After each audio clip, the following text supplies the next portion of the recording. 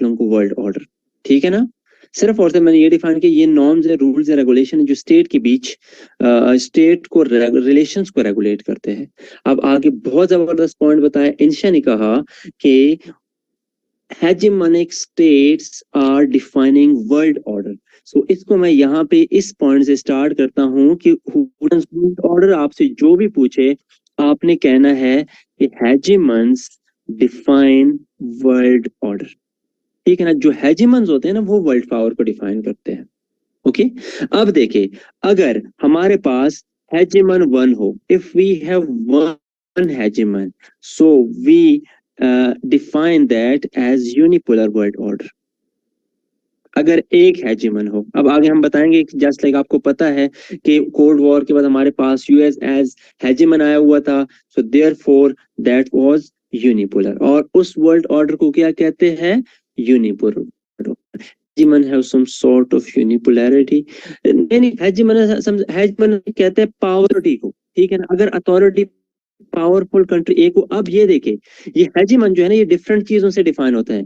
Economic base पे define हो सकता है, ठीक है ना, और मिलिट्री बेस पे डिफाइन हो सकता है, ठीक है ना, इन्फ्लुएंशियल बेस पे डिफाइन हो सकता है। तो सबसे मोस्ट इंपॉर्टेंट फैक्टर इकोनॉमी है, ठीक है, कि जिस कंट्री की इकोनॉमी सबसे ज्यादा पावरफुल हो, फिर obviously that will lead toward the economic military stability, फिर पॉलिटिकल स्टेबिलिटी, एंड आगे जाके फिर हमारे पास ये हेजिमन बन जाता है, ठीक है। सो मैं कह रहा हूं कि अगर हेजिमन हमारे पास वन हो, it is known as unipolar, और जो वर्ल्ड ऑर्डर जनरेट हो रहा होगा ना that will be unipolar world order. इसके साथ साथ मैं कह रहा हूं कि अगर हेजिमन दो हो, सो हमारे पास हम कह सकते हैं से दिस विल बी बाइपोलर, और जो वर्ल्ड ऑर्डर जनरेट हो रहा है ना this will be bipolar world order.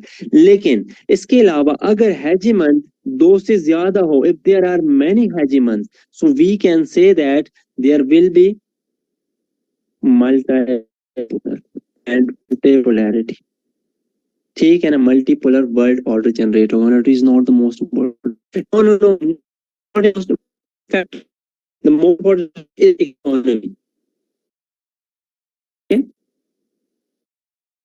अब बैकग्राउंड में अगर बैकग्राउंड हम इसको हैं,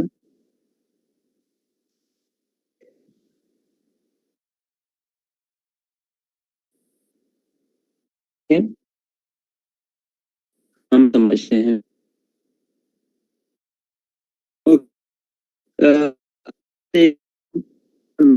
कैसे इस पे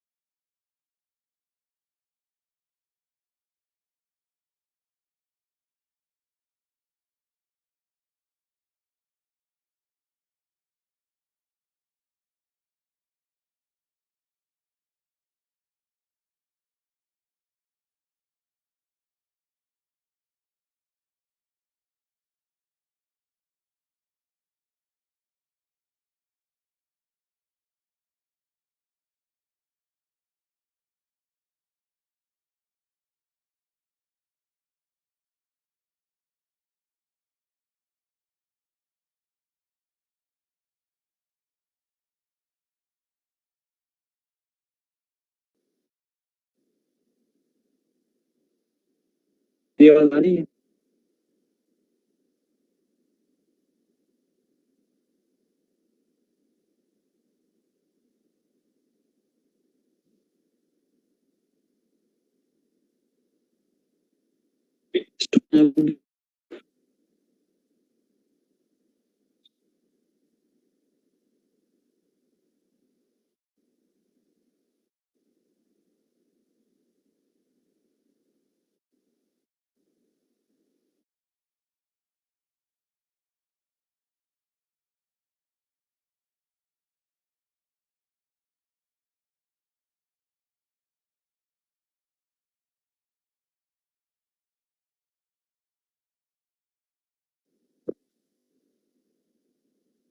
जी, अच्छा जी, तो कंटिन्यू करते हैं सबसे पहले मैंने बताया कि कौन वर्ल्ड ऑर्डर को डिफाइन करता है। आप लोगों ने बताया कि हेजिमन डिफाइन करता है, फिर आगे हम नेक्स्ट देखेंगे कि हेजिमन 1 हो, 2 हो या ज्यादा हो। अब आगे मजीद हम देखते हैं कि बैकग्राउंड क्या है कि कैसे वर्ल्ड ऑर्डर डिफाइन होता है। सबसे पहले हम बात करते हैं वर्ल्ड वॉर 1 की। In world war 1 it was from 1914 till 1918। Within these 4 to 5 years there was World War One। और आपको पता है वर्ल्ड वॉर 1 में हमारे पास यूएस की, यूके की बड़ी हेजेमनी थी, ठीक है ना। और as a result of this, and इस हेजेमनी को हम कैसे डिफाइन कर रहे थे कि नेवल बेस पे वो बड़े स्ट्रांग थे, इकोनॉमिकली वो बड़े स्ट्रांग थे, क्योंकि वहां पे ट्रेड काफी ज्यादा हो रहा था और हर लेवल पे उनकी एक स्ट्रेंथ थी। And as a result of this वो खुद को हेजेमन डिक्लेयर कर रहे थे। फिर जब आगे जाते हैं हमारे पास वर्ल्ड वॉर 2 की तरफ। World War II starts from 1939 to 1945, ठीक है ना। और this is after this there is the start of an era। यहाँ के बाद एक era का स्टार्ट होता है, उस era को हम कहते हैं कोल्ड वॉर era। क्या कहते हैं इसको? This era is known as cold war era। ये कोल्ड वॉर एरा स्टार्ट होता है 1945 से 1991 तक, ठीक है। अब आगे देखते हैं इस कोल्ड वॉर एरा में ना दो पावरफुल कंट्रीज एज इमर्ज कर रही होती है, ठीक है। कोल्ड वॉर एरा में हमारे पास on one side we have USA and on the other side we have USSR. ये दो कंट्रीज है जो कि डिफरेंट आइडियोलॉजीज पे चलती थी और उस कोल्ड वॉर इरा में दोनों एक दूसरे के खिलाफ लड़ रही थी। हमारे पास अगर यूएसएसआर की आइडियोलॉजी को देखें, दैट इज कम्युनिज्म, जबकि हमारे पास USA was fighting for capitalism. अब उसकी तरफ नहीं जाते, ये फिर पॉलिटिकल साइंस वाला टॉपिक बन जाता है। हम उस कॉन्टेक्स्ट में डिफाइन कर रहे हैं सिर्फ और सिर्फ पाकिस्तान करंट अफेयर। आगे देखते हैं हमारे पास अब in this during this time 1945 1991 इस cold war era में we can say that this war was based on ideological differences and this era was based on ideological differences। और वो ideological differences कौन कौन सी थी? एक कैपिटलिज्म मैंने कहा और एक मैंने कहा कम्युनिज्म, ठीक है। और फिर वर्ल्ड ऑर्डर यहाँ पे हम कह सकते हैं कंप्लीटली बाइपोलर था।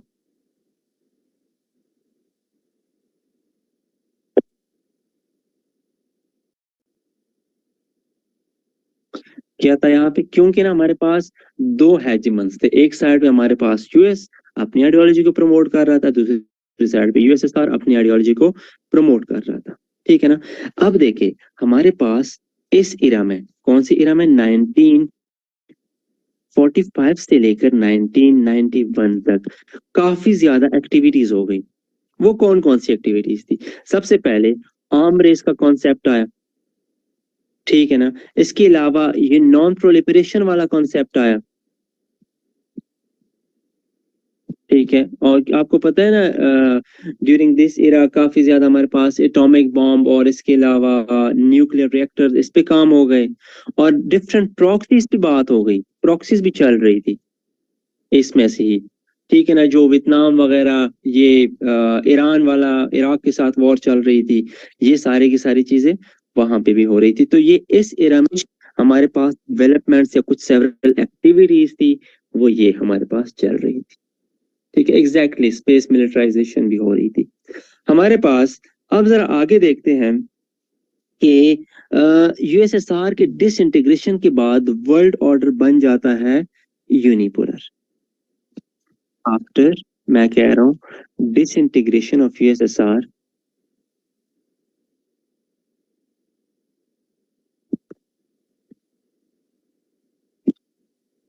क्या होता है? वर्ल्ड ऑर्डर बिकम्स यूनिपोलर, ठीक है। अब ये वर्ल्ड ऑर्डर यूनिपोलर बन जाता है एंड यहाँ पे आप लोगों ने देखा होगा US emerges as global power. US खुद को एक हेजेमन डिक्लेयर करता है है, एक ग्लोबल पावर डिक्लेयर करता है। और इसलिए फ्रांसिस फुकुयामा ने एक बुक भी लिखी है, the end of history and last man. उन्होंने यही कहा था इसमें कि हमारे पास लिबरल ऑर्डर ओरिजिनेट होगा और आगे वर्ल्ड लिबरल ऑर्डर पे ही चले। ठीक है ना? तो ये सारी चीजें हैं। अब जरा देखते हैं कि US as a champion during this era, मतलब after the disintegration of USSR, US became the champion of the world and they started their own liberal world order.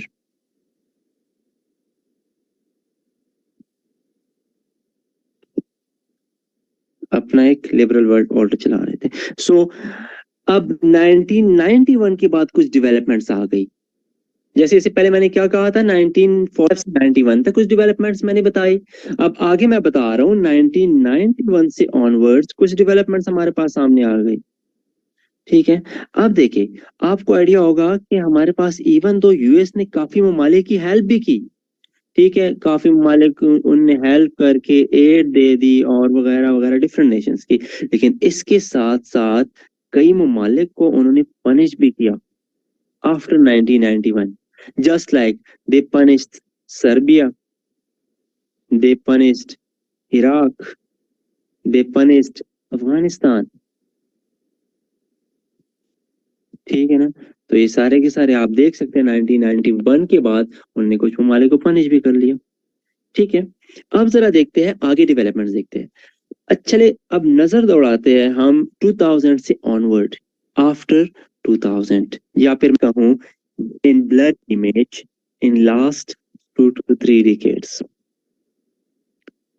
अब लास्ट 2 to 3 decades में एक बात है कि यूएस इज एक्चुअली यूएस की जो hegemony या ग्लोबल पावर है वो कंप्लीटली चैलेंज हो रहा है, वो कंप्लीटली थ्रेटन्ड हो रहा है। कौन थ्रेटन कर रहे हैं? नए सोर्सेज और नए पावर्स, ये उसको थ्रेटन कर रहे हैं। तो हम इसको लिख सकते हैं, हमारे पास एग्जैक्टली नॉन स्टेट एक्टर्स की भी इमरजेंस हो गई है ना। सो हम कह सकते हैं कि US hegemony and its global power is being challenged। ठीक है, एंड थ्रेटन्ड। अब कौन थ्रेटन कर रहा है इसको? मुख्तलिफ स्टेट्स, मुख्तलिफ पावरफुल कंट्रीज। और इसमें मैं मेंशन करूंगा चाइना को, इसमें मैं मेंशन करूंगा रशिया को, इसमें मैं मेंशन करूंगा यूएन को, यूनाइटेड नेशन के स्टेट्स को, या ईयू को, या फिर इंडिया को। ये भी इमर्जिंग आ रहा है, तुर्की भी मेंशन कर सकते हैं। ठीक है, तो ये चीजें हैं हमारे पास। इसके अलावा आप देखिए चाइना का ग्रेजुअल राइज हो रहा है, gradual rise of China.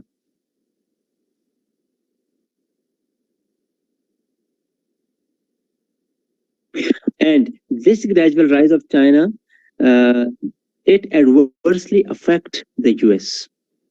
US को बहुत एडवर्सली अफेक्ट कर रहा है। क्यों? क्योंकि आपको पता है कि एक तरफ मैंने कल भी उस दिन भी बात की थी कि अगर US always interfere in Wars and in different dimensions, proxies. On the other hand, China is giving them tough competition, where they always talk about deals, they always talk about economic affairs, they always talk about peace।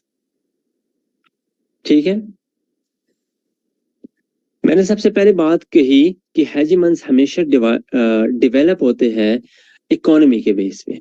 ठीक है ना? और इसके अलावा जब किसी भी just like आप देख सकते हैं कि डॉलर आ गया था, डॉलर की हेजीमनी थी, और इसके अलावा यूएस की इकोनॉमी स्ट्रेंथन थी, ट्रिलियन 25 ट्रिलियन की इकोनॉमी थी यूएस।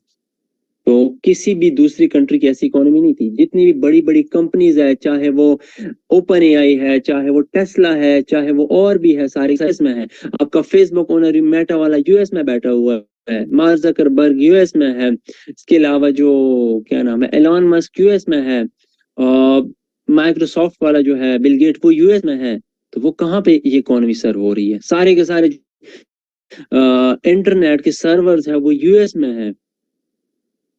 ठीक है, तो इस वजह से ये उनको डिफाइन कर रहे हैं और ये कोई भी इसको चैलेंज नहीं दे रहा। लेकिन आजकल चाइना उसको मात दे रहा है। किस कॉन्टेक्स्ट में? आप लोगों ने शायद न्यूज फॉलो नहीं किया होगा, ये आज की बात है। क्या तारीख है? It is 31 January. चाइना ने आर्टिफिशियल सन बनाया हुआ है, किसी को पता है? Artificial sun. पाकिस्तान इस पे काम कर रहा है, कोई और कंट्री काम कर रही है? एग्जैक्टली तो ये सारी की सारी चीजें हैं। अब आप खुद अंदाजा लगाएं कि इस लेवल तक बात पहुंची है। एग्जैक्टली डीप सेक भी आया हुआ है। सो डीप सेक एक्चुअली वो तो अभी रिसेंटली, और ये कंपटीशन दे रहे हैं उसके लिए, चैट जीपीटी और ओपन एआई वगैरह इसको कॉम्पीट दे रहे हैं। ठीक है, एग्जैक्टली 100 मिलियन डिग्री। तो ये सारी की सारी चीजें हैं, और these are some of the factors which define the hegemony. Okay जी, अब जरा देखते हैं जस्ट लाइक इंडिया को देखे। India is actually applying technique, a method through which they are pursuing their policy. This is known as hard hedging. याद है आप में से जो आर्ट ऑफ आर्गुमेंटेशन वाली क्लास ले रहे हैं, हार्ड हेजिंग का क्या कॉन्सेप्ट है? एनीबडी? हार्ड हेजिंग क्लास में डिस्कस हुआ था। यहाँ पे स्टूडेंट्स है ना आर्ट ऑफ आर्गुमेंटेशन वाले? देखिए,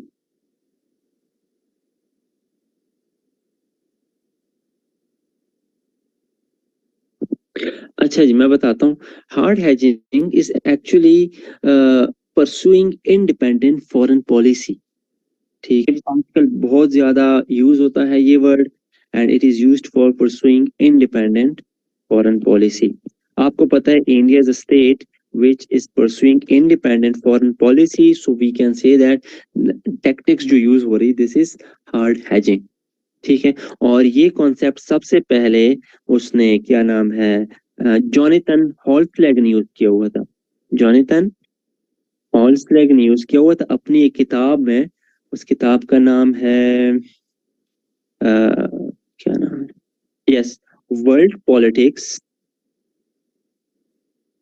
सिंस 1989। ये बुक है जॉनथन हॉल्सलेग ने लिखी है। इसमें सबसे फर्स्ट उसने ये वर्ड यूज किया हुआ है हार्ड हेजिंग का। ठीक है, तो ये चीजें हैं। इसके अलावा यूरोपियन यूनियन भी इन्फ्लुएंस हो रही है, सारी की सारी चीजें है। बाय द वे, यहां तक क्लियर है? Everybody is following? आगे चले? ओके, अच्छा जी, आगे चलते हैं।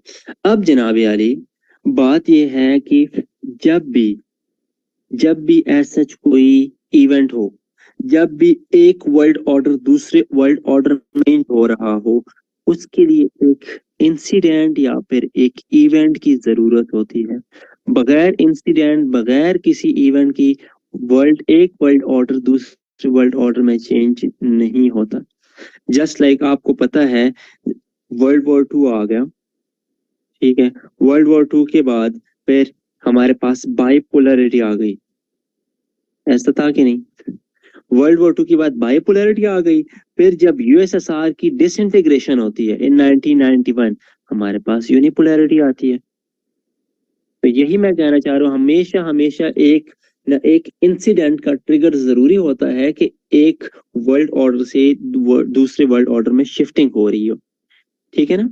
सो अब जरा हम देखते हैं आज के दौर में, इन टुडेज वर्ल्ड, कहेंगे कि US is no more leader of the world. वो यूएस जो डिसइंटीग्रेशन ऑफ यूएसएसआर के बाद खुद को वर्ल्ड का लीडर समझ रहा था, US is no more leader of the world.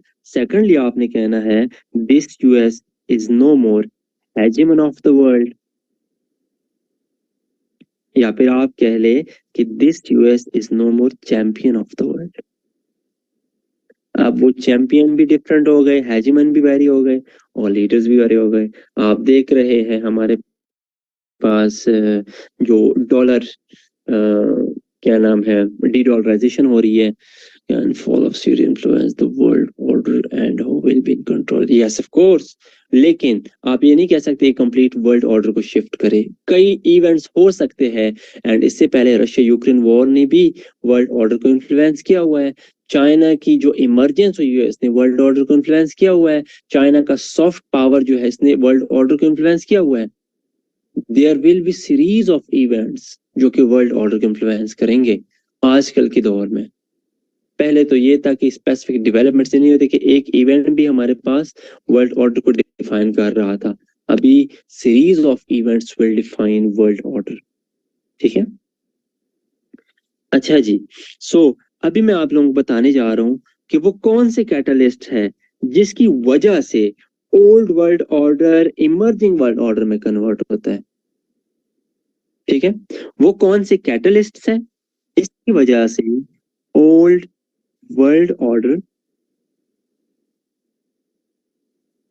Emerging world order में कन्वर्ट होता है।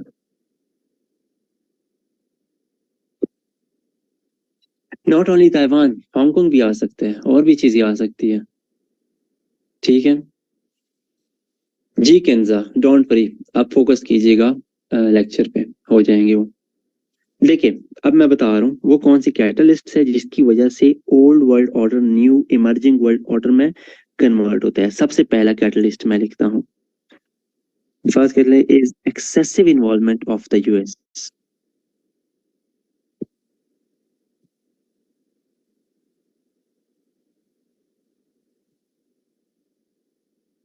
इसको मैं सब्सटेंशिएट करता हूँ कि excessive involvement of the US, how this is क्या नाम है, this is the catalyst for changing old world order into a new world order.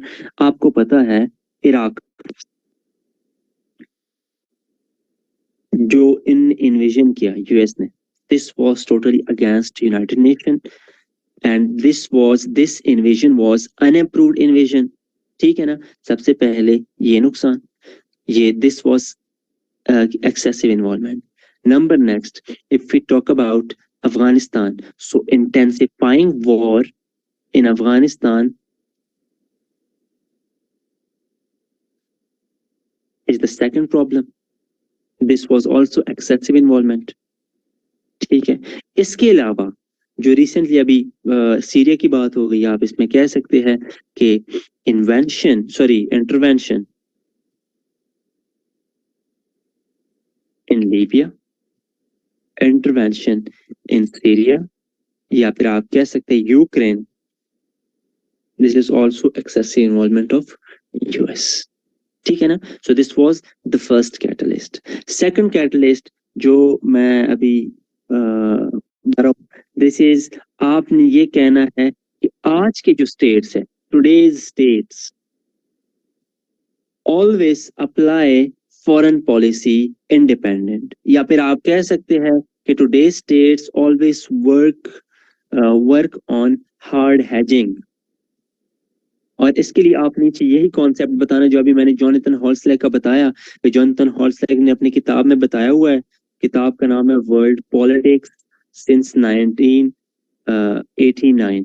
ठीक है ना, आपने कहना है इसमें बताया हुआ है कि हमारे पास जो डेवलपिंग कंट्रीज है आजकल, they are pursuing independent foreign policy, और इंडिपेंडेंट फॉरेन पॉलिसी बहुत जरूरी है, क्योंकि आपने फिर एग्जांपल देनी है कि आपके India, on one hand India is the part of quad, ये भी खेल रहा है, on the other hand India is the part of BRICS, India is the part of SCO. ठीक है ना, इसी तरह ब्राजील या और भी कंट्रीज है, they are pursuing their independent foreign policy. So इस वजह से हमारे पास आजकल ये न्यू इमर्जिंग वर्ल्ड ऑर्डर की तरफ हमारे ये लेके जाने का एक प्लान है। नंबर नेक्स्ट चीज, एक और भी कैटलिस्ट है जिसकी वजह से इमर्जिंग वर्ल्ड ऑर्डर, वो हमारे पास है ग्लोबल फाइनेंशियल क्राइसिस 2008।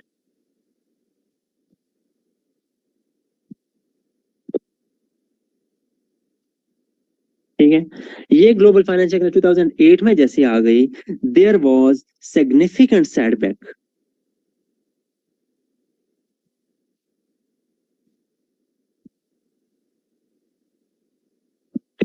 टू क्या नाम है, वेस्टर्न इकोनॉमी।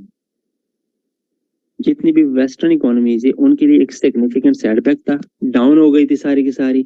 अब वहां पे डेवलपिंग कंट्रीज ने अपने आप को अपराइज किया, डेवलपिंग कंट्री, यहाँ पे चाइना बड़ा राइज हो गया और खुद को एक पॉजिटिव के तौर पर पोर्ट्रे किया, पॉजिटिव इमेज ने पोर्ट्रे किया, ठीक है, और सपोर्ट किया ममालिक को हर लेवल पे।